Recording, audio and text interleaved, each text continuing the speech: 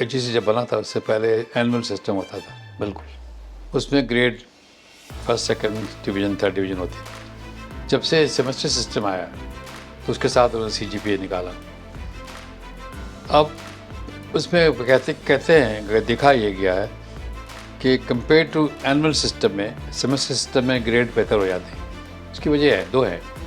एक तो इस डायरेक्ट टीचर के साथ ताल्लुक़ है और ज़िम्मेदारी टीचर की होती है। जब एनुअल सिस्टम में आप पढ़ाते हैं तो आप पढ़ाना सिर्फ पढ़ा देते हैं, इम्तिहान आप नहीं लेते, ग्रेडिंग आप नहीं करते। इम्तिहान लेने वाला कोई बंदा होता है, पेपर टेस्ट करने वाला कोई बंदा होता है, तो उसमें डिवाइड हो जाता है। तो जिम्मेदारी टीचर की नहीं है। यहाँ पर टीचर की जिम्मेदारी है कि मैं पढ़ाना भी मैंने है, ग्रेड भी देने, टेस्ट भी मैंने देना है।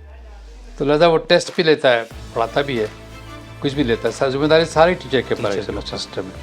तो वहाँ पे एक तो तालीम बेहतर होती है, कोई डेली पढ़ना पड़ता है और कंपल्सरी है कि ये नहीं कि हम साल में एक साल पढ़ लेंगे पास की, तो डेली पढ़ना पड़ता है। और क्विज़ भी होते हैं, अटेंडेंस भी होती है, तो उसके लिहाज से एक तो क्वालिटी बेहतर हो जाती है, उसकी वजह से भी इम्प्रूवमेंट हो जाती है।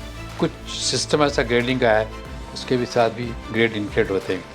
मसलन जो लोग पहले थर्ड डिवीज़न में पास होते थे, अब इसमें आके एवरेज आ जाता है। एवरेज आ जाती है।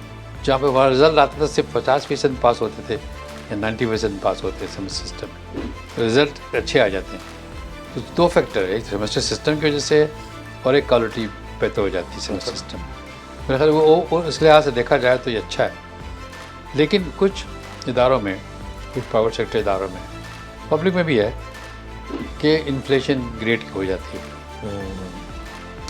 उसमें कई फैक्टर्स काम आते हैं। कुछ तो आ जाते हैं कि भाई टीचर्स की बायसनेस भी है, कुछ टीचर की करप्शन भी आ जाती है, लेकिन ये माइनॉरिटी, ज़्यादा मेजर केस नहीं।